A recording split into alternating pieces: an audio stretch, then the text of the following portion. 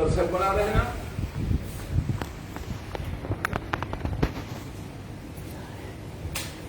आज हरियाणा के जो हालात हैं, जब डिप्टी चीफ मिनिस्टर के अपने कार्यकर्ता, उसके अपने संग साथी इतनी बड़ी हिमाकत कर रहे हैं, तो भारतीय जनता पार्टी जेजेपी का ये बेटी बचाओ बेटी पढ़ाओ नारा ये एक छलावा है, एक झूठा दिखावा है। और इस इतनी बड़ी घटना के ऊपर तो डिप्टी चीफ मिनिस्टर को बर्खास्त करना चाहिए था और यहाँ के तमाम जिला प्रशासन को सस्पेंड करना चाहिए। खास करके जो पुलिस के अधिकारी हैं, इनकी सीआईडी कहाँ थी? ये हम राजनीतिक लोगों के पीछे लगे रहते हैं कि किसान कहाँ धरना दे रहे हैं, किसान कहाँ अपनी आवाज को बुलंद कर रहे हैं, उनके ऊपर झूठे मुकदमे बनाना, उनके घरों में जाकर के उनको डराना कि किसान आंदोलन में नहीं आना है। क्या ये पुलिस का काम है? तमाम की तमाम पुलिस प्रशासन भाजपा के इशारों पर किसान आंदोलन को, किसान मजदूर आंदोलन को फेल करने में लगा हुआ है। और प्रदेश यहाँ जिले के अंदर इस तरह की लूट खसूट, आज शरीफ आदमी का जीना हराम हो रहा है। लोगों के मकानों पर जबरन कब्जे करना, लोगों को डरा धमका करके उनकी जायदादें खरीदना, शरीफ और गरीब आदमी की आबरू की जान के दुश्मन हो रहे हैं जेजेपी और बीजेपी के लोग। और मुख्यमंत्री की तरफ से, महिला आयोग की तरफ से, जिला प्रशासन की तरफ से कोई ऐसी कार्रवाई नहीं नजर में आई जो एक मिसाल कायम होती। उल्टा ये कहना कि उस छेड़छाड़ करने वाले को ये मालूम नहीं था कि आईएएस अधिकारी। तो लानत है ऐसी प्रशासन को और लानत है ऐसी सरकार को जो कहते कुछ है और करते कुछ है। ये अपमान एक महिला आईएएस ऑफिसर का नहीं, ये अपमान तमाम हरियाणा प्रदेश की महिलाओं का, देश हरियाणा वासियों का है। और जो इस हालात को देखते हुए हरियाणा के अंदर आज इस बीजेपी जेजेपी सरकार को बर्खास्त करना चाहिए। ना महिला आयोग ने कोई दरखास्त दी, जबकि अगर ये महिला आईएएस अधिकारी दरखास्त ना देती थी तो इन्होंने मामला ही दबा दिया।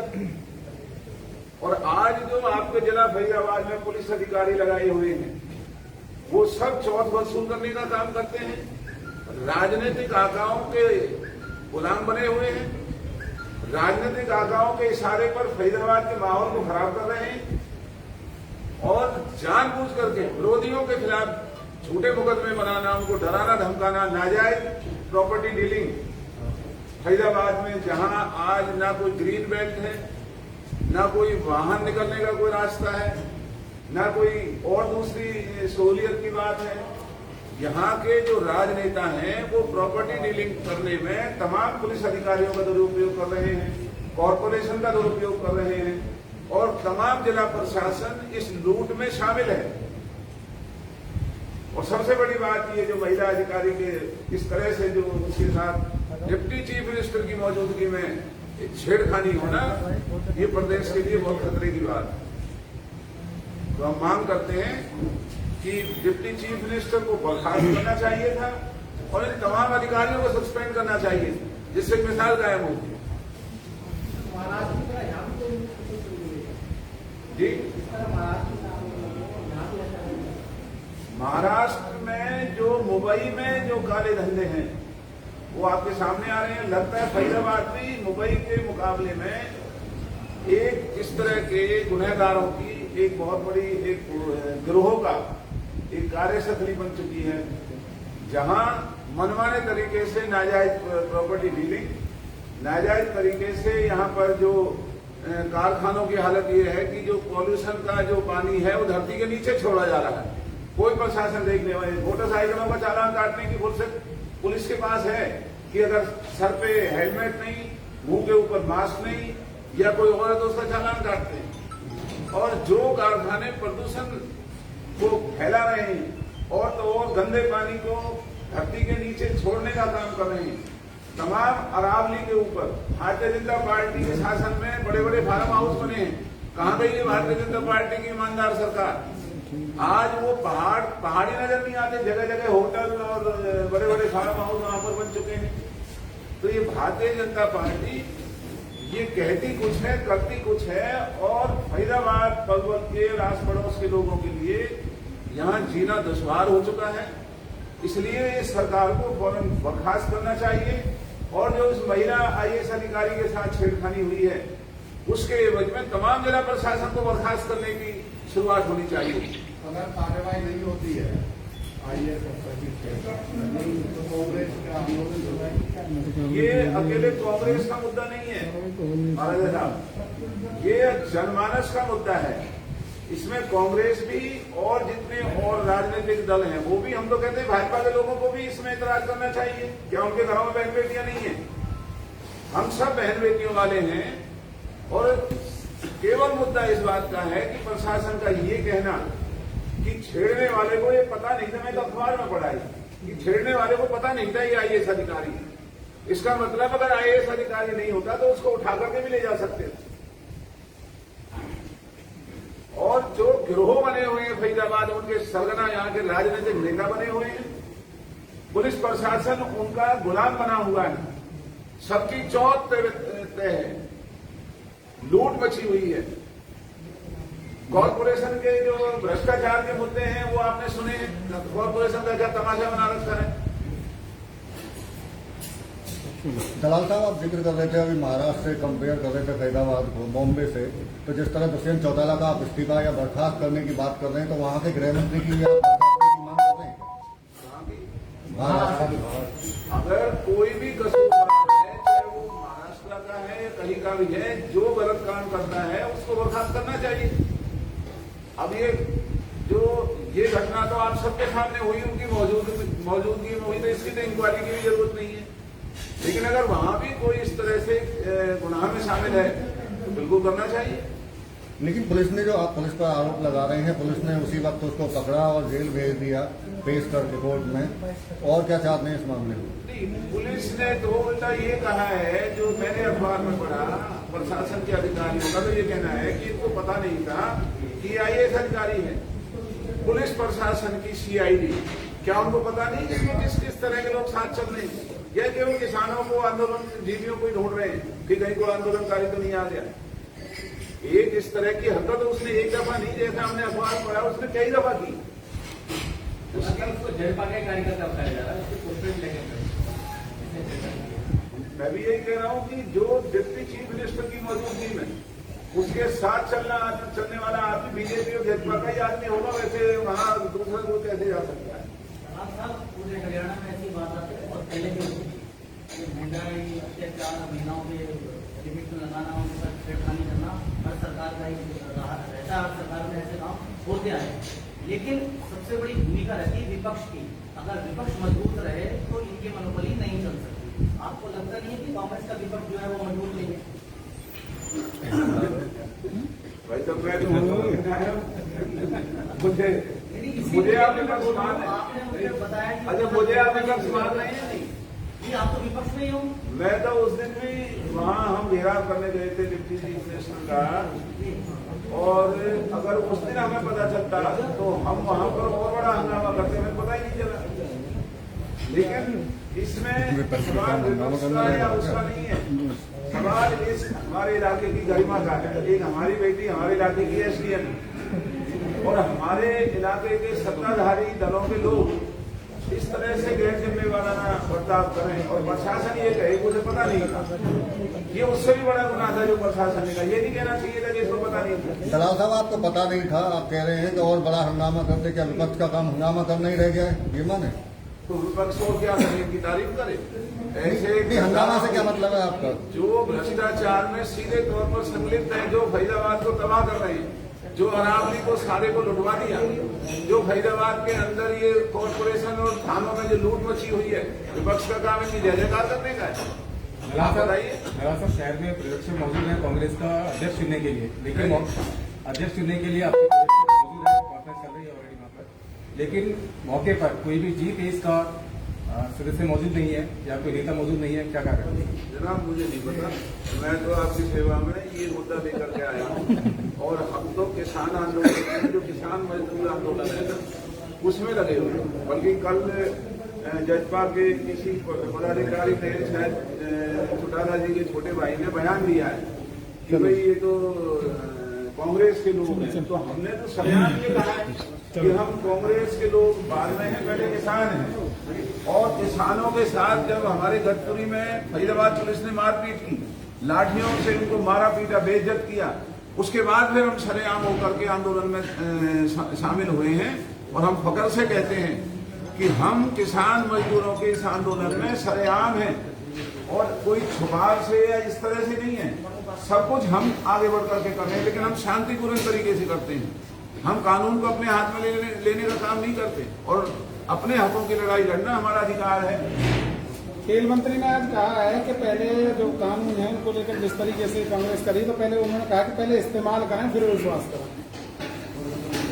इस चीज का इस्तेमाल, तो जो कानून उनको लेकर उन्होंने बोला है कि पहले इस्तेमाल करें उसके बाद जो है विश्वास करें। कृषि कानून को लेकर देखिए, कृषि कानूनों का इनको किसने दरखास्त दी थी कि कृषि कानून बनाए जाएं? ये कृषि कानून नाम रख करके अंबानी, अडानी और बड़े साहूकारों के हितों को साधने का काम किया गया है। बिल्कुल ठीक बात है। मैं ये कह रहा हूँ कि उन्होंने ये बात कही है कि पहले इस्तेमाल करें फिर विश्वास करें। आप ये बताइए, अडानी पूरी दुनिया में एक मिसाल कायम कर दी कि अडानी का एक बरस का मुनाफा 50% से भी ज्यादा गया। पूरी दुनिया में इतना पैसा किसी ने नहीं कमाया।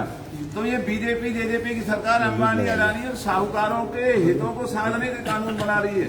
इसमें कोई भी हमारे साथ बीजेपी के लोग बहस करें ना, आप लोग उनको बुलाइए। संदीप जी जो मंत्री जी हैं, मैं भी हरियाणा का फॉर्मर एग्रीकल्चर मिनिस्टर हूँ, हमारे सामने बहस करें, वो बताएं कि इसमें फायदा क्या है। हम बताएंगे कि ये कैसे इस देश को बर्बाद करेगा। हमने सेमिनार कहीं फरीदाबाद में मैं प्रेस को खुला न्योता देता हूँ, तमाम बीजेपी के लोग आकर के वो अपनी बात करें, हम अपनी बात कहेंगे। हम साबित करेंगे कि ये काले कानून देश को बर्बाद करने वाले हैं। आज पृथला क्षेत्र के विधायक ने पूर्व मंत्री से प्रतिमा का अनावरण कराया था। आज वर्तमान मंत्री से अनावरण करा रहे एक शहीद की प्रतिमा का, उसके क्या करें? ये हमारे जिले की सभ्यता को पीछे चल यार, ये देख कर यार हमारे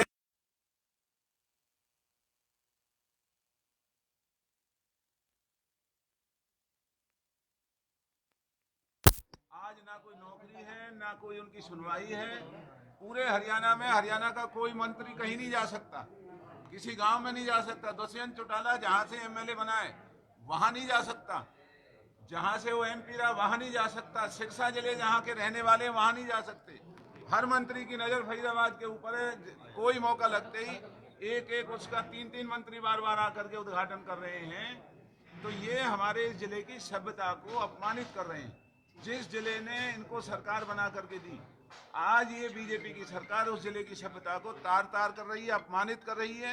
वरना इन्हें तो शर्म से आना नहीं चाहिए। पहले अपने इलाकों में जाएं जहाँ के एमएलए, जहाँ के एमएलए वहाँ जा नहीं सकते और फरीदाबाद में दौड़े दौड़े फिर रहे हैं। तो ये हमारी सभ्यता को अपमानित कर रहे हैं।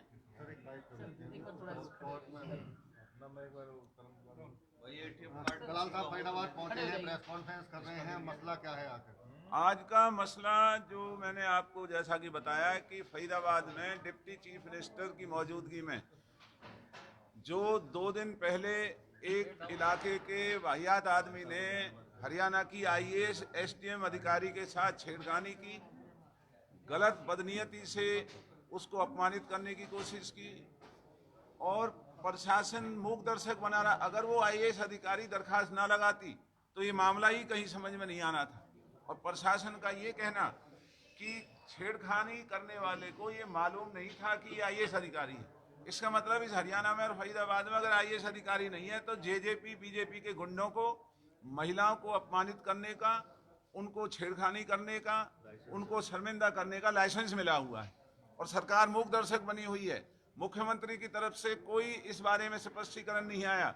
तो हम ये मांग करते हैं कि ऐसी वाहियात और ऐसी सरकार को हरियाणा में बर्खास्त कर देना चाहिए और तमाम जिला प्रशासन फरीदाबाद का इन सबको सस्पेंड करके इनके खिलाफ कार्रवाई करनी चाहिए कि एक महिला अधिकारी के साथ इतनी बड़ी हिमाकत हुई कैसे। लेकिन पुलिस ने तुरंत एक्शन लिया है, उसको गिरफ्तार किया, जेल भेज दिया।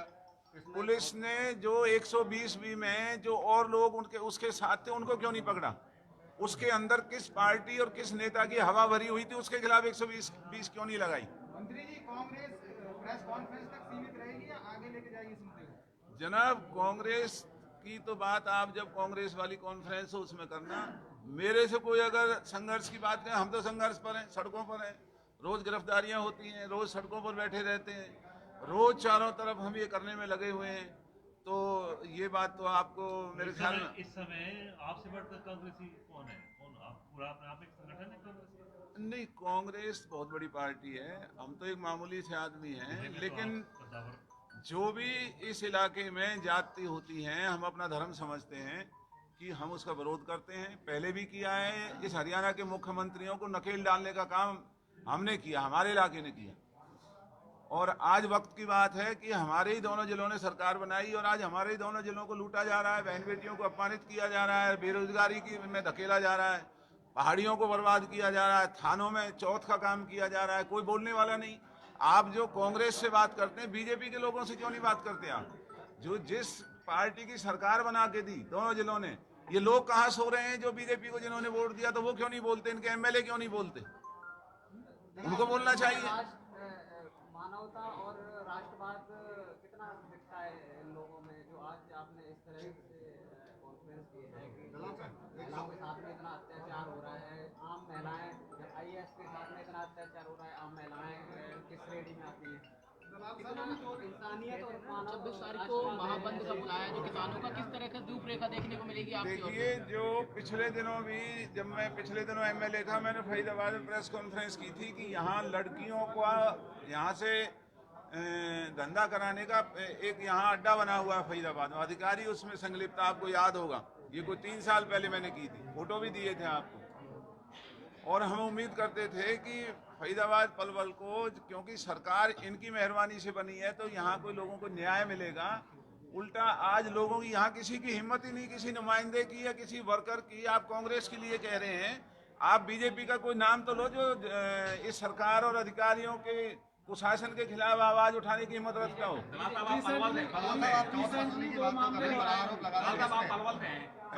मैं पलवल से नहीं, मेरा घर यहाँ भी है। और मामले हुए हैं क्या आपको पता है? ना, मुझे नहीं पता। ऐसा लगता है फरीदाबाद में कांग्रेस है ही नहीं, ये भी लगता है। जनाब, ये थोड़ी देर कांग्रेस को आप एक बीजेपी तथाकथित बीजेपी नेता 15 दिन पहले जेल, मतलब एक नाबालिग लड़की को छेड़ा था, तो उसको एक लगा था। तो एक पल्ला पड़ के लूटपाट पिटाई की थी, वो भी पार्षद चुनाव लड़ रहा है, वो भी बीजेपी का है, जो आपको शायद जानकारी नहीं। मुझे जानकारी नहीं है। जानकारी रखनी चाहिए ना फरीदाबाद। मैं अगले महीने शिफ्ट हो रहा हूँ यहाँ, फिर फिर आपकी सेवा में हाजिर रहा करूँगा। 26 तारीख को जो महाबंद बुलाया है कांग्रेस ने, किस तरह की रूपरेखा रहेगी कांग्रेस की? ये देखो, कांग्रेस ने नहीं बुलाया, ये हमारी 52 पाल हैं। आप और हम सब, ये दोनों जिले और मेवात का तमाम जिला, मथुरा का जिला, अलीगढ़ का जिला, ये 52 पालों का इलाका है, जो 36 बिरादरी 52 पालों में आती है। और 52 पालों का जो फैसला है वो ये है कि जो भी दिल्ली से आवाज लगती है उनको हम कार्यान्वित करते हैं और प्रदर्शन करते हैं, लोगों का रोष जाहिर करते हैं। तो 26 तारीख को जो भी कॉल दिल्ली से आएगी, हमारी 52 पालें मिल करके उनका समर्थन करेंगी और इन तीनों काले कानूनों का विरोध करेंगी। चाहे वो सड़क रोकने की बात हो, चाहे वो रेल रोकने की बात हो, चाहे वो कोई और बात। चौथ वसूली की जो आप बात कर रहे हैं, बड़ा आरोप है, ये किस पर है, कौन वसूल रहा है, कोई सबूत है आप पे? कौन सी वसूली की आप जिक्र कर रहे हैं? एक तो कॉरपोरेशन में इतनी लूट मची हुई है, अखबार ही आपके लिख रहे हैं रोज। एक पुलिस के थानों में, अब अभी बताया कि 2 बीजेपी के कार्यकर्ताओं ने लड़कियों के साथ बदतमीजी बेहूदगी की।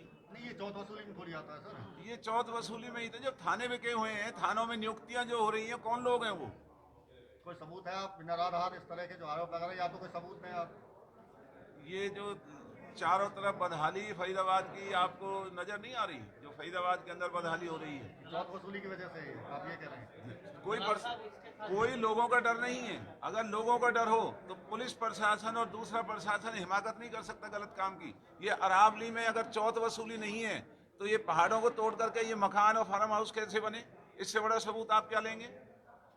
ये जो नाजायज कॉलोनियां कट रही हैं, कहाँ सो रहा है ये प्रशासन? इस अगर चौथ वसूली नहीं तो और क्या है इसका? इससे बड़ा सबूत आप क्या लेंगे? नगर निगम की हालत आप देख लीजिए। तो अगर ये भी सबूत नहीं मानते तो फिर कोई सबूत लोगों के सामने नहीं आ सकता।